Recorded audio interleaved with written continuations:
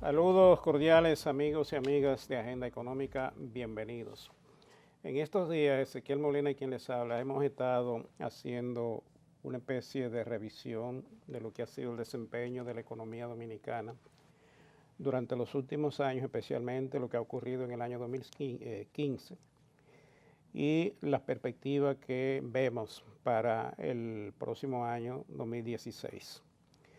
En estos programas tienen la idea un poco de revisar, ver cómo se ha desempeñado la economía y hemos estado viendo cada una de las partes en que se analizan estas variables económicas con la idea de tener una idea clara.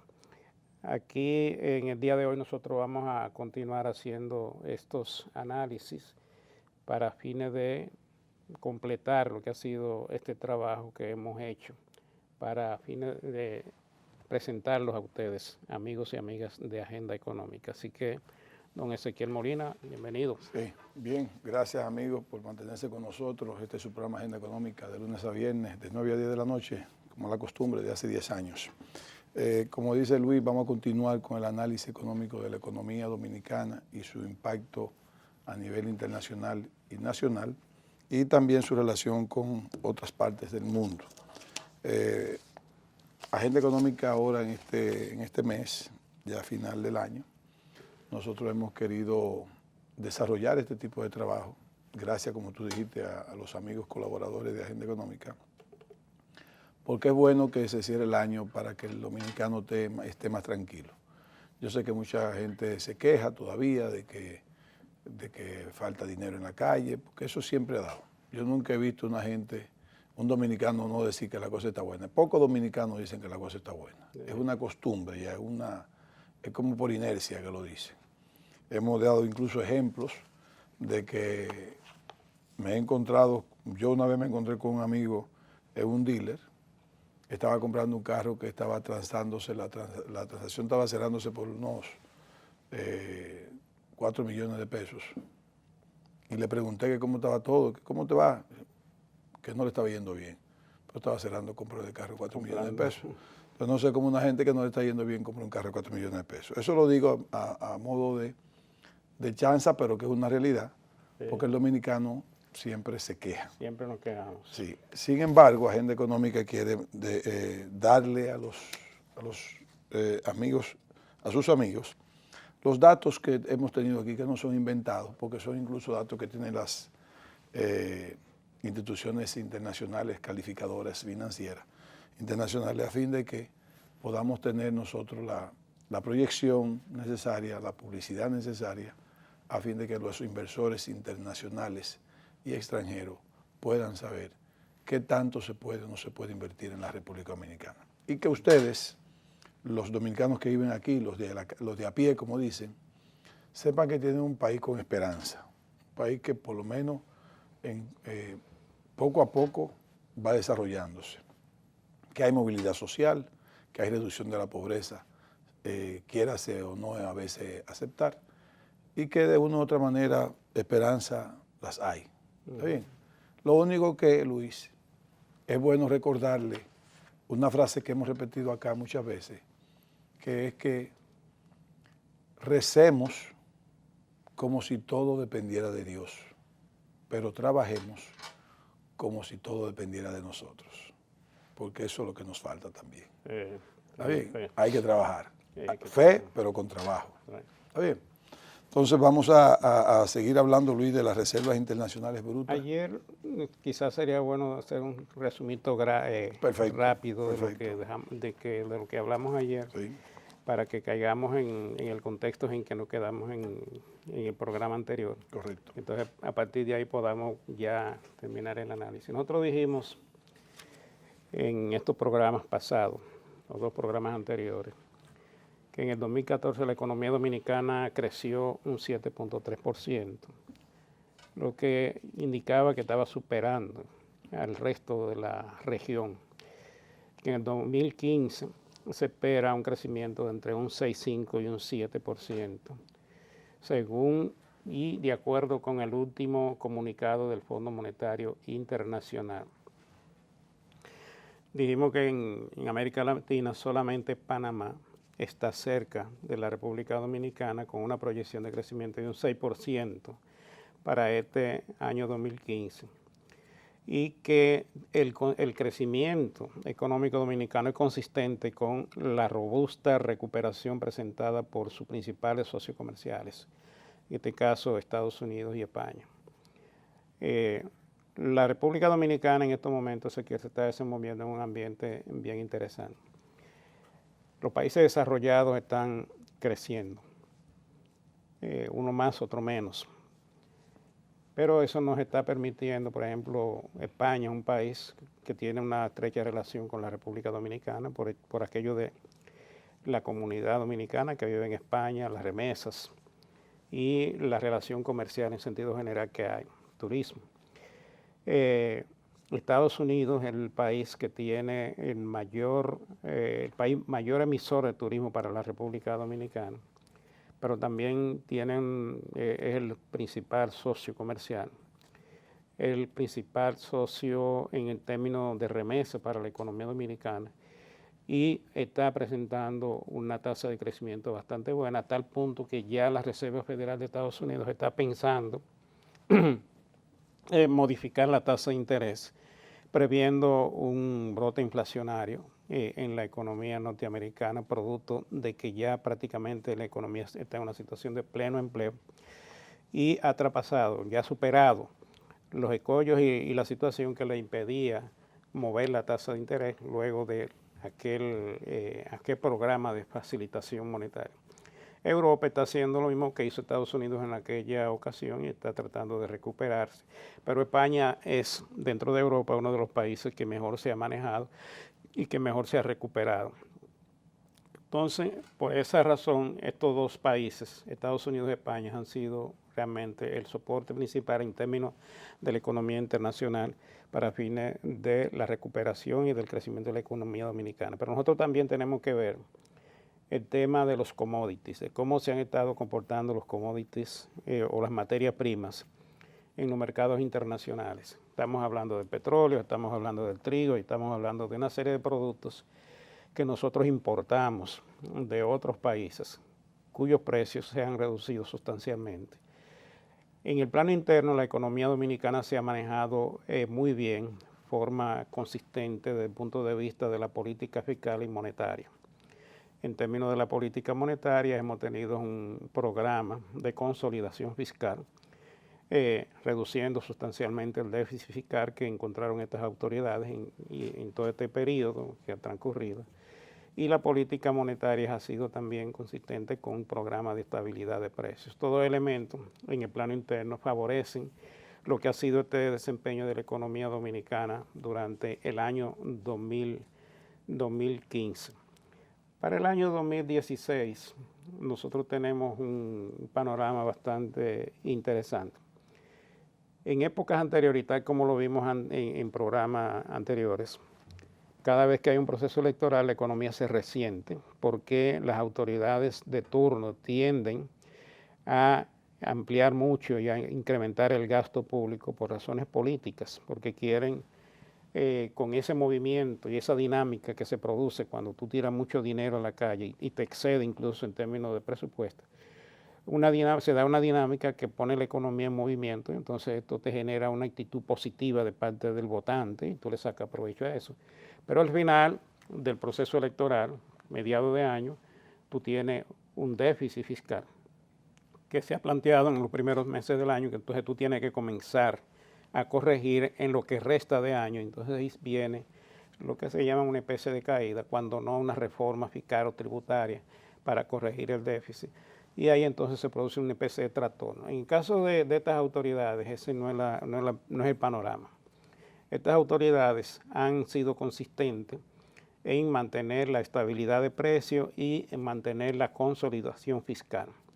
Entonces nosotros tenemos un panorama doble. En el plano interno tenemos esa fortaleza en la política macroeconómica, esa consolidación y esa garantía de estabilidad de precios. En el plano internacional nos hemos visto favorecidos por la demanda externa de servicios turísticos y otros servicios y por la caída de los precios internacionales de la materia prima. Entonces esto nos ha dado una situación bastante interesante en términos del comercio exterior y de balanza de pago, porque ya se está proyectando que este año la balanza de pago en cuenta corriente cierre con un déficit aproximado de un 2% del PIB, que es un déficit que no se había visto en los últimos 10 años y que te está indicando que tenemos una posición holgada desde el punto de vista del sector externo de la economía. Esto le permite a la economía fortalecer lo que son sus reservas internacionales. Le permite a la economía tener una tasa de cambio estable. Le permite a la economía tener una política monetaria con tasa de interés a la baja y estable. Entonces, estos elementos han sido la base de este crecimiento económico que se ha visto. Y no se avisora en el panorama que eso pueda cambiar para mal, sino que eso se va a mantener, porque estas autoridades están conscientes de que lo que más le conviene, desde el punto de vista incluso político, es mantener ese panorama de garantía, de solidez, de estabilidad de precios, para que los agentes económicos continúen teniendo fe y teniendo confianza en el manejo de la economía por parte de las autoridades. Y el gobierno va a mantener, sobre todo el presidente de la República, va a mantener lo que es su política social de vivienda, su política social en términos educativos, sus políticas sociales en términos de salud y su política social en sentido general para ir en auxilio de los pobres. Nosotros esto lo analizamos en los programas anteriores, pero ese contexto general es lo que diferencia al panorama político que se va a dar en el 16 de las situaciones que se vivieron en los periodos anteriores, y es lo que le dice a la gente económica, a los agentes económicos, incluso a las firmas calificadoras de riesgo, que el riesgo es mínimo en esta oportunidad de una crisis por razones políticas. Entonces eso es el panorama que tenemos en este momento, y es lo que yo creo que nos va a permitir a nosotros terminar este año bien, con un crecimiento posiblemente por encima de ese 7.3% del año 1914, y con expectativa de continuar creciendo, aún en medio de un proceso político, y mantener esa política de consolidación fiscal. Queda pendiente, va a quedar pendiente el pacto fiscal y el pacto eléctrico. Son dos pactos importantes. Obviamente estos pactos son complejos.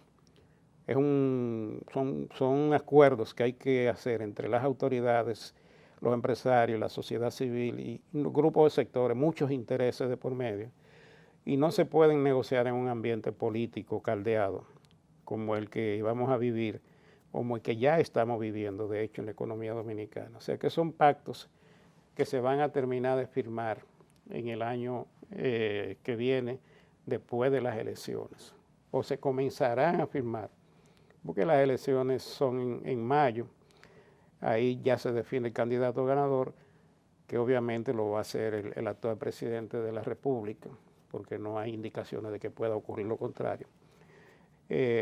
Y entonces a partir de ahí pues ya se comienza un proceso que le va a permitir a las autoridades con más tranquilidad, con más sosiego, con menos dificultades y con menos oposición, llevar a cabo un proceso de negociación con los diferentes sectores para definir uno de los problemas fundamentales de la economía dominicana, que es ese déficit que se da en las finanzas públicas en términos consolidados, que llega a un punto 5%, a un 5% del Producto Bruto Interno, y que solamente se va a resolver cuando se equilibren las finanzas públicas, pero en términos consolidados, como lo dice el propio Fondo Monetario Internacional. Porque una cosa es gobierno central, que precisamente este año va a terminar con un pequeño superávit, y otra cosa es el consolidado, que incluye la deuda del sector eléctrico y la deuda del Banco Central. Correcto. Vamos a una pausa. Diferente.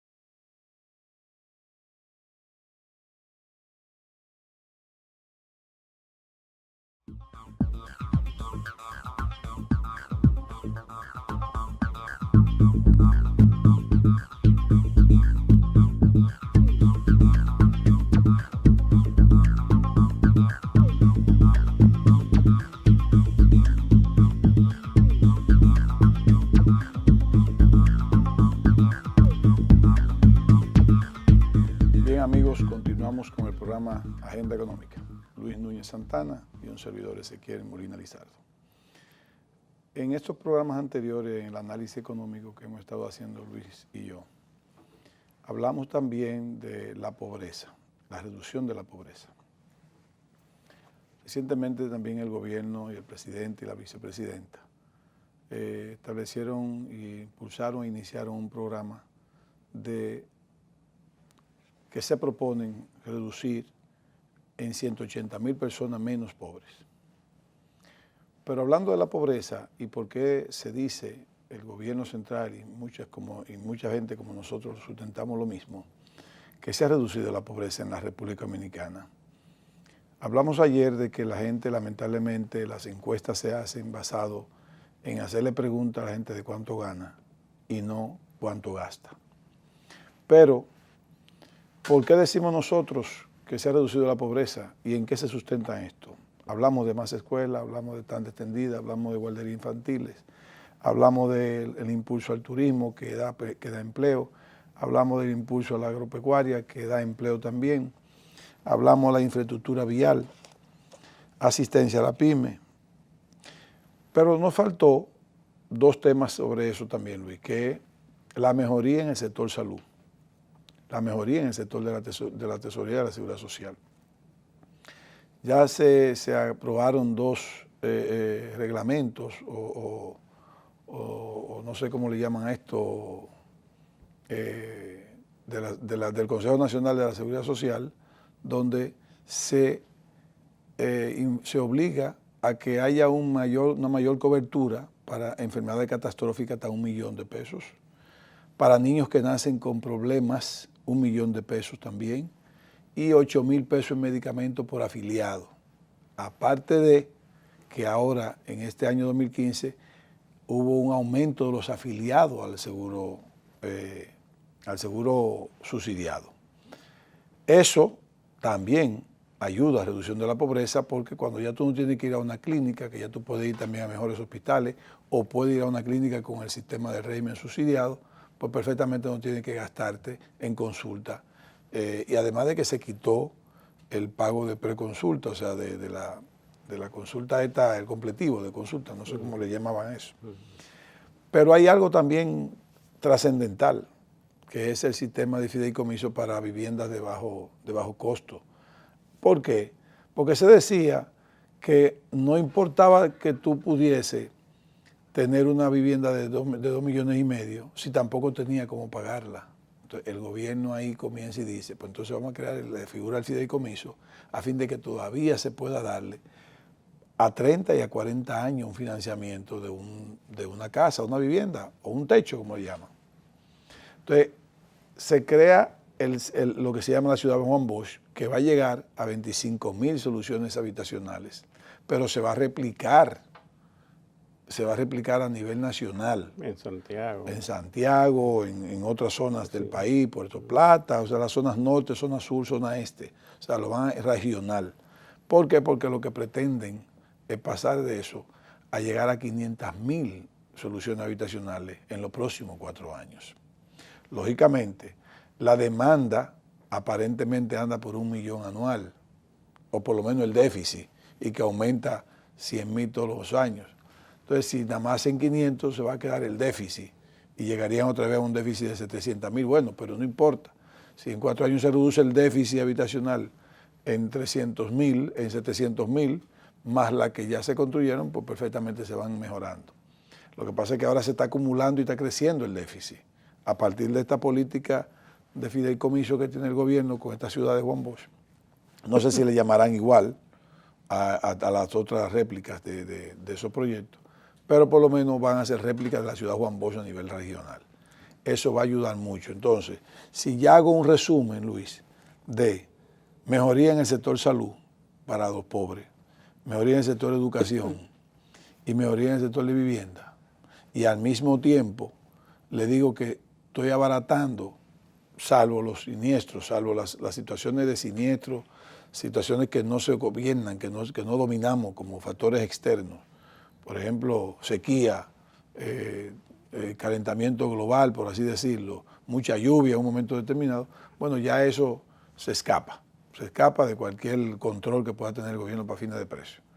Pero de que el alimento básico venía bajando de precio, Que el plátano ahora está a 30 pesos, que ahora hay un plátano importado que bajó a 20, que no hemos tenido todavía problema de arroz, todavía no hemos tenido problema de carne. Y las leguminosas son temporales, son un asunto temporal, son ciclos. Hay momentos que escasea y hay otros momentos que abunda.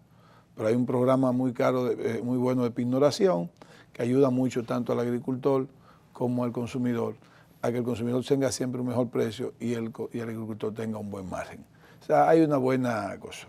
Recordemos que hay un proyecto que se llama El Espartillar, en Bauruco, que fueron la recuperación de 18.000 tareas de tierra, donde se riegan en 8 horas todas, donde se le devolvió la esperanza a 2.500 agricultores que ya están sembrando diferentes rubros, para fin de que eso también puedan salir de la pobreza, que se llegaron a ser clase media. Después de las tormentas Olga y Noel, pasaron a clase pobre y ya están volviendo otra vez a tener movilidad social. O sea, definitivamente hay un programa claro, hay un plan claro de reducción de la pobreza a partir del año 2012 que llegará hasta el año 2020. A partir de ahí no podemos todavía nosotros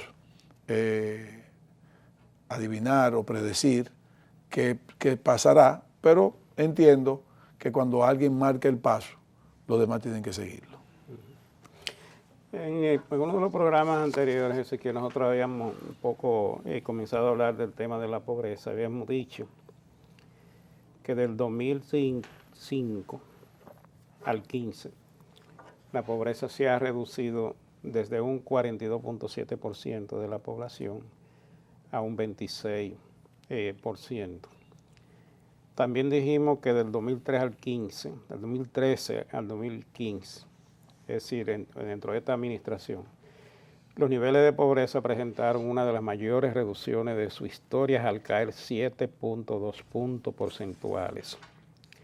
Y de igual forma dijimos que las personas que pertenecen a la clase media aumentó en su número desde un 22.3% a un 28.9%. Es inversamente proporcional, o sea, cuando tú reduces la pobreza, la clase media aumenta en ese periodo.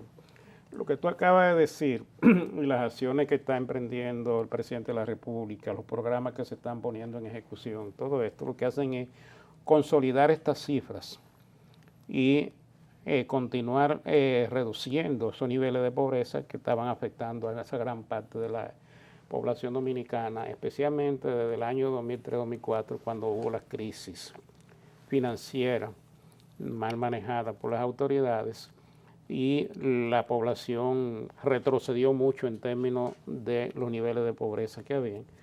Entonces, con estos elementos en la mano, nosotros lo que podemos decir es que hay una consolidación de todo el proceso de crecimiento de la economía dominicana, porque todas estas son variables positivas que afectan de una manera adecuada o impactan de una manera positiva lo que es el movimiento y el crecimiento de la economía, porque en la medida en que tú sacas gente de la pobreza, tú lo que estás creando un mercado más amplio. Tú le estás dando más capacidad de compra y de consumo a unos segmentos mayores de la población. Entonces tú le estás creando al sector empresarial, al sector productivo, una mayor base para que pueda expandir su negocio y hacer más inversiones y se generan estos impactos. Ahora con lo que está ocurriendo, el entorno favorable desde el punto de vista del mercado internacional, de la caída de las importaciones o de los valores de las importaciones.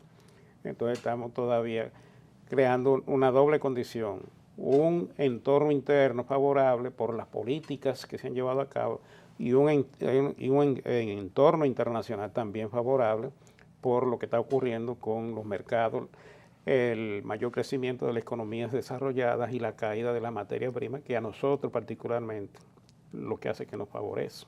Claro. Porque nosotros somos mayores importadores de petróleo y de productos alimenticios para el sector avícola nacional y para la producción a nivel nacional de alimentos para la población.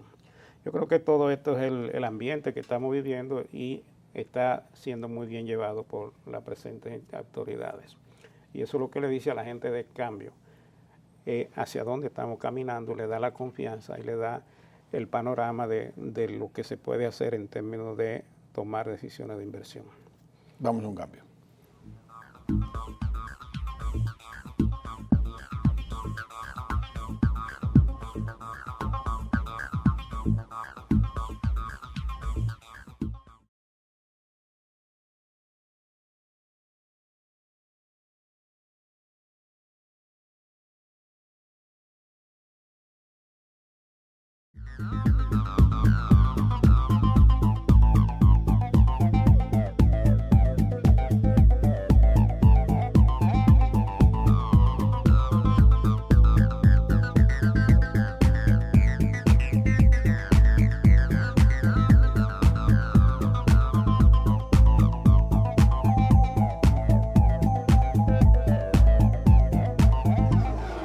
Continuamos con ustedes, amigos y amigas de Agenda Económica.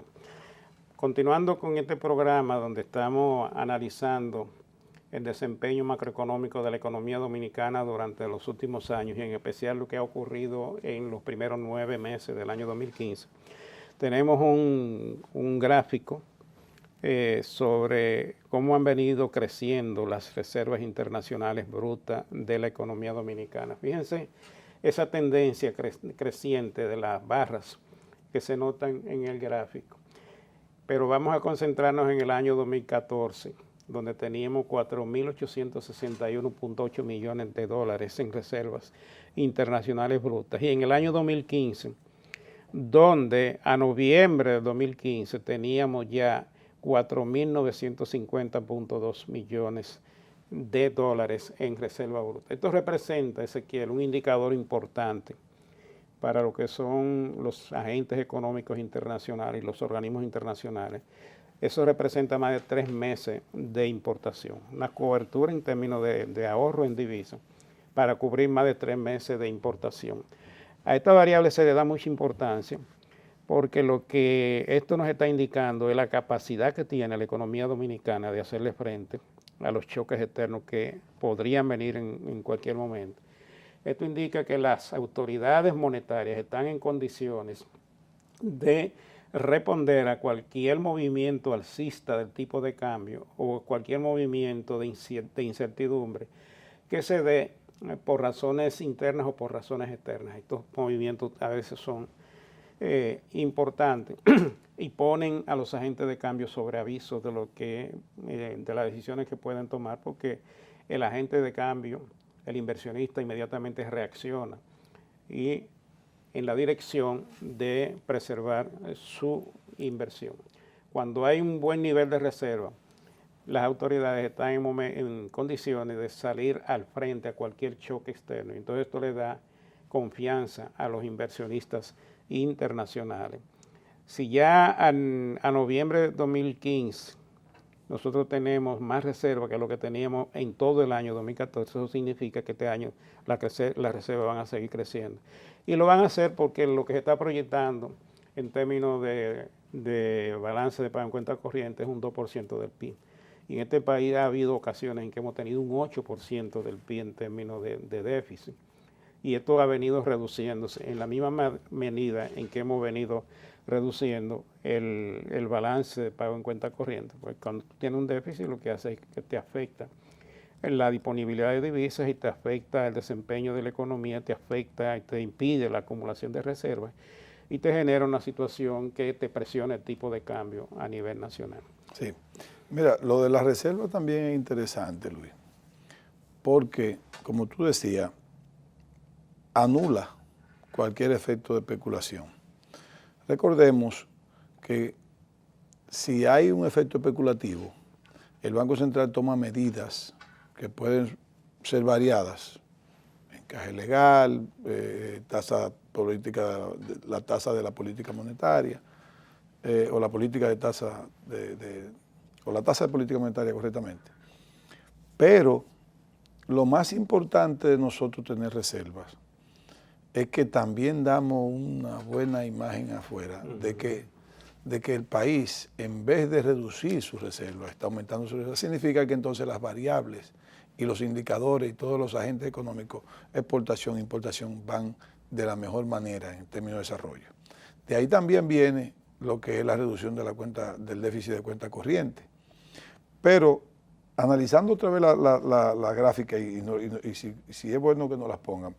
Fíjate, Luis, que en el 2003 solamente teníamos 279 millones de dólares en reserva. Es bruta.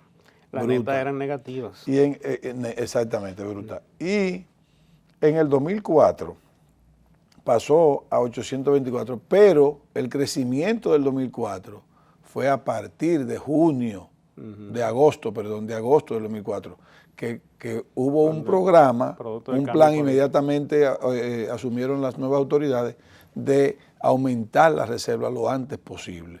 Y hubo un plan un programa de recuperación de reserva. Pero estaban negativas hasta junio, julio del año 2004.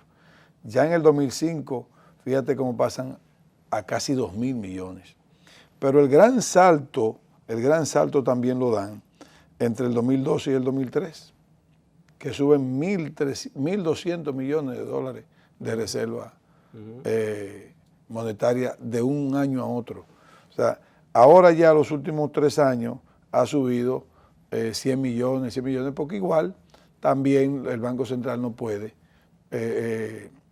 crear un desbalance entre reserva monetaria y la dinámica de la economía. O sea, tú necesitas también responder a las importaciones. No puedes pretender que lo vas a acumular, porque tú no puedes agarrar tanto como para bajar. O sea, después se afectan mucho las exportaciones cuando tú también quieres tener muchas reservas y no equilibrar el asunto de importación-exportación. Entonces, es un equilibrio perfecto que se arma. ¿Por qué hubo ese aumento? Recuérdate que hubo un préstamo que se cogió o se colocaron para aumentar la reserva, que fueron 1.000 millones. Entonces, eso ayuda mucho a la seguridad de lo que tú dices, o sea, de el efecto especulativo, eliminarlo. Ese sector externo es bien interesante entenderlo, Ezequiel, porque fíjate qué pasa. La economía dominicana es una economía netamente importadora. Claro.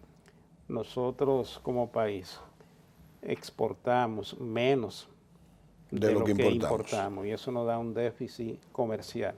Es decir, siempre las importaciones son mayores que las exportaciones. Sobre todo por el petróleo. Lo que ha favorecido ahora es que, si bien el volumen de importaciones no ha variado, sino que ha seguido incrementándose, porque tú no puedes crecer sin importar. Correcto.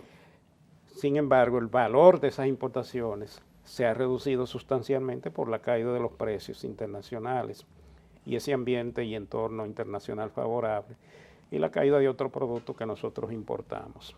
O sea, en este caso, el valor de las importaciones producto de ese entorno favorable es lo que está permitiendo que la economía dominicana cierre con un balance cada vez mejor. Y menor. no está mejor porque también los metales han bajado y las exportaciones de minerales y metales de nosotros también se han afectado. Es un producto, una materia prima. Sí, es un commodity. Sí, nosotros somos, ahí es donde nos afecta a nosotros la caída de los precios de las materias primas, porque el precio del oro se ha caído, igual que se han caído todos los otros precios. Exacto. Las exportaciones de ferroníquel, por ejemplo, prácticamente son nulas de los últimos años. Sí.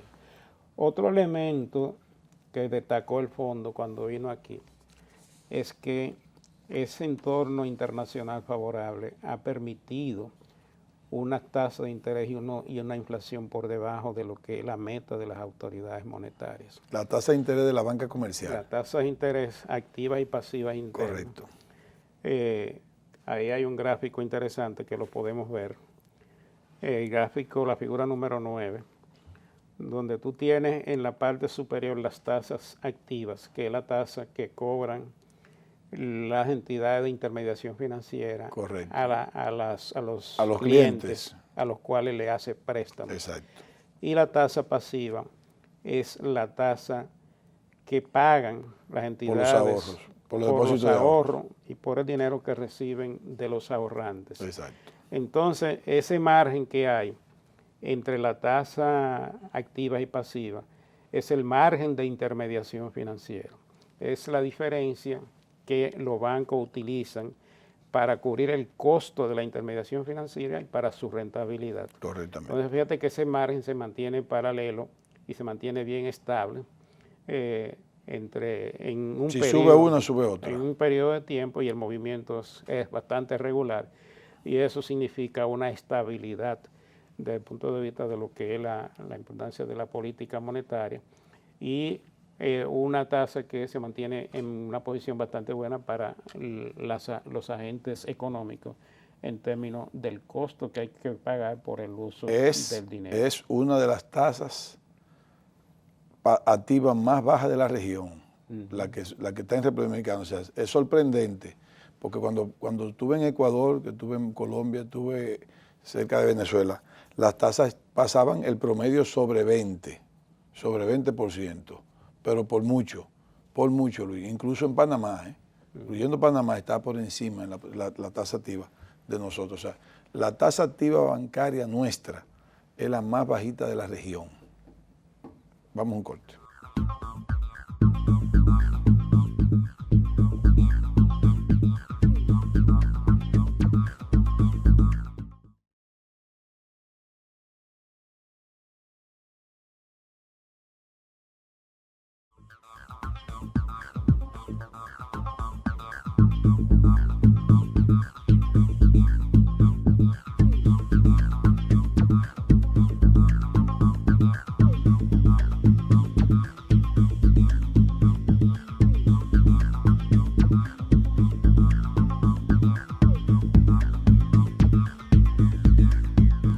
Continuamos con ustedes, Ezequiel Molina y quien les habla, hablando del desempeño de la economía durante los últimos años, específicamente durante esta gestión de gobierno, los primeros 36 meses de esta gestión de gobierno. Tenemos las figuras y los datos que estamos presentando del año 2015, son de los primeros 9 meses de este año, y algunos que están más actualizados llegan hasta noviembre. En el caso que estábamos mencionando en la sesión anterior de las tasas de interés, de su estabilidad y de su permanencia en el tiempo a unos niveles bajos, ha tenido como resultado un crecimiento de la cartera de crédito o de los préstamos del sector bancario al sector privado en moneda nacional, que es precisamente cónsono con el crecimiento que ha mostrado la economía dominicana. Podemos tener un caso bien interesante ahí. Por ejemplo, en el 2010 la economía creció bastante, la tasa y la cartera de crédito se expandió en 19.5%. En el 2011 un 13.3% y en el 2012, producto del año político electoral, fue de apenas un 3.8%. Esa es la gráfica 11. Esa no es No, es una anterior a esta. Que la gráfica, la figura 10, Sí. que es la que tiene el crecimiento Sí. de los préstamos al sector bancario. En el 2015, los préstamos, la cartera de préstamos al sector bancario ha crecido un 17.7%. Eso te indica que el crecimiento de la economía va a ser mayor incluso que el 2014. En términos absolutos. Porque en el 2014 la cartera de crédito solamente creció un 15.2. Sí, y ya en el 2015 tenemos un 17.2. Que va a superar 7%. Porcentual y absoluto, lógicamente. Eso significa que realmente el sector privado está utilizando los préstamos en moneda nacional del sector bancario para mover la economía, para hacer las inversiones y financiar su... Luis, mira, yo quiero, de esa gráfica que puso el señor director, la gráfica 11, que se llama balance de la cuenta corriente. El balance de la cuenta corriente, si bien hemos visto que en el año 2015 se va a reducir a una proporción, a un equivalente del 2.0% con relación al Producto Interno Bruto, o sea, eso es el déficit que va a cerrar. Aun cuando eso es positivo, no es mejor, por lo que yo decía, la reducción de las exportaciones de metales o de oro, de bauxita y de ferroníquel. Pero, así como nosotros hemos visto una reducción de la cuenta corriente, también hay que reconocer que le ha creado la reducción del precio del petróleo tan bárbaramente, le ha creado al gobierno dos problemas. Uno, porque no tiene un financiamiento tan blando como el de Petrocaribe, que es 600 millones promedio de los últimos años, a 25 años para pagarlo, con un año de gracia, con 5 años de gracia de 2% más o menos de tasa de interés. Un 1% anual, sí, por 25 años. Pero al mismo tiempo también la reducción de los ingresos tributarios que generaba el petróleo, porque el petróleo genera dos tipos de impuestos, uno que es fijo y otro que por su precio. Entonces, ese inconveniente de reducción de los ingresos tributarios, también con esa anulación del préstamo blando, le crea un problema de balance fiscal al gobierno. Y aún así, el gobierno no cerrará con más de 2.5% de déficit fiscal. Eso de una u otra manera crea una especie de jugada maestra o de manejo maestro de que no puedo tampoco trancar tanto la economía para como convertirla en constreñirla, aguantarla, tengo que dejar la dinámica, pero tampoco puedo irme y aumentar el déficit fiscal, tengo que tener control. Por eso hemos visto que por momento, por ciclos cortos de semanas, de 15 días, la economía como que se aguanta un poco y que después sube, se aguanta un poco y después sube, porque hay que saber manejarla. Primero, porque para que el dólar no suba mucho, puede controlarlo porque no hay peor impuesto que la inflación. Segundo, porque tampoco puedo trancarla tanto como para que como que la gente se sienta que la economía no arranca. Y tercero, porque tengo que darle tranquilidad a los agentes económicos de que las variables macroeconómicas se van a mantener estables. O sea, es una jugada maestra, o sea, es un manejo bien inteligente que están haciendo las autoridades monetarias apoyados por el Poder Ejecutivo. Ahora mismo, me atrevo a decirlo bien claro, ha habido un asuntito con el asunto del dólar, pero es que se está moviendo unos efectos especulativos de por medio, ahora a final de año, para desestabilizar un poco el gobierno. Tal vez haya algunos elementos políticos, pero también puede ser un problema de tipo estacional. Pero en diciembre no hay tantísimos problemas estacionales para que se haya tanta escasez del dólar. No es que hay muchas, pero las hay un poco. Pero es que hay una estrategia política de contención. O sea, estamos respondiendo, el gobierno está respondiendo políticamente a una estrategia que venía de desestabilización económica. Recuérdate que, Luis, el Estado el gobierno es el que administra el Estado en un periodo determinado y cuenta con aparato de información bastante clara y bastante buena como para saber por dónde se mueven las fichas. ¿Entiendes? O sea, había una jugada política que iban a hacer la clase política de oposición. Por eso es que es tan importante tener reservas internacionales fuertes y acumuladas. Correcto. Porque cualquiera que quiera jugar al incremento de la tasa de cambio y a la especulación con la tasa de cambio tiene de frente a las autoridades. Y no es desde ahora, es toda la vida. Exactamente. No, pero también las autoridades monetarias han demostrado que cuando detectan puntualmente quiénes son los elementos que van a especular, ahí mismo también los enfrenta. Y el que se ponga a especular, eso es importante. Lo que va a hacer es perder dinero. Sí, porque hay gente, como nosotros hemos dicho, aquí hay una clase de políticos que juegan a la derrota del otro, sin importar si lo que van a heredar es un país malo. No, y el daño que le hacen a la población, eso que no, pero le como, importa. Como ellos, cuando hereden el país malo, ellos lo que van a pasarse 2 años o tal vez los 4 años echando la culpa al anterior para no echarse la culpa a ellos de lo que hicieron o de lo que no hicieron.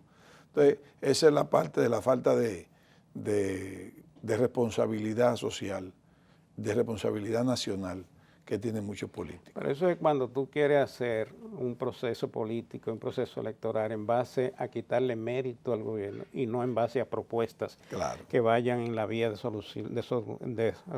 solucionar los problemas nacionales. Por eso a Danilo Medina, que todo el mundo sabe que comenzó el proceso electoral en unas condiciones muy difíciles, con una diferencia enorme frente a Hipólito Mejía, elaboró un programa y comenzó a venderle, a proponerle, a decirle a la gente lo que iba a hacer. Y lo repitió por todo el país, se lo sabía hasta con punto, los porcentajes de las cifras que mencionaba. Y fue siempre coherente, yo voy a hacer esto, yo voy a hacer esto, yo voy a hacer esto. Y por donde quiera que pasaba lo decía. En lugar de estar criticando al gobierno anterior o de estar echándole la culpa a otro, lo que hizo fue hacer propuestas y eso le dio un resultado.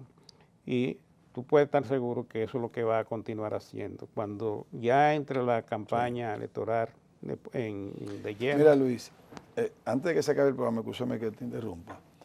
Yo quiero reconocer el trabajo que están haciendo algunas instituciones, específicamente la Dirección Nacional de Migración, la Dirección General de Migración.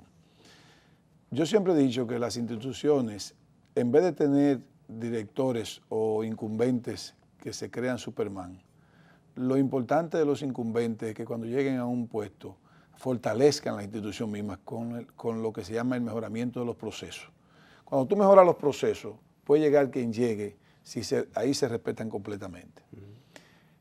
Y eso ha pasado con obras públicas y ha pasado con otras instituciones. En el caso de la Dirección General de Migración, cuando el mayor general Rubén Darío Paulino asumió la posición de director general, lo primero que dijo, pues estuve en la toma de posesión, fue que él iba a fortalecer los procesos de la dirección, a fin de que puedan mejorar todo lo que es la dinámica de la institución. Y se empecinó y se enfrascó en conseguir la certificación ISO 9001, que es la certificación de la certificación de los procesos. Eso va a implicar y va a obligar a que cuando él deje el puesto, todos los demás tengan que llevar los procesos como deben ser en una institución como eso. Es la única en el Caribe y Centroamérica que tiene la certificación ISO 9001 de todas las direcciones general de migración de la región. Bueno, Ezequiel, hemos hecho 3 programas. Creo que nos falta uno. En la dirección, y creo que nos falta uno porque tenemos que hablar todavía del turismo, tenemos que hablar de inversión extranjera. Del balance primario del sector fiscal, del desarrollo del turismo, de la composición de los turistas, de la inversión extranjera y de cómo se está desarrollando ese flujo de turismo y sus expectativas de crecimiento para el próximo año. Sí. Gracias, amigos, por mantenerse con nosotros. Hasta un próximo programa. Que Dios los bendiga.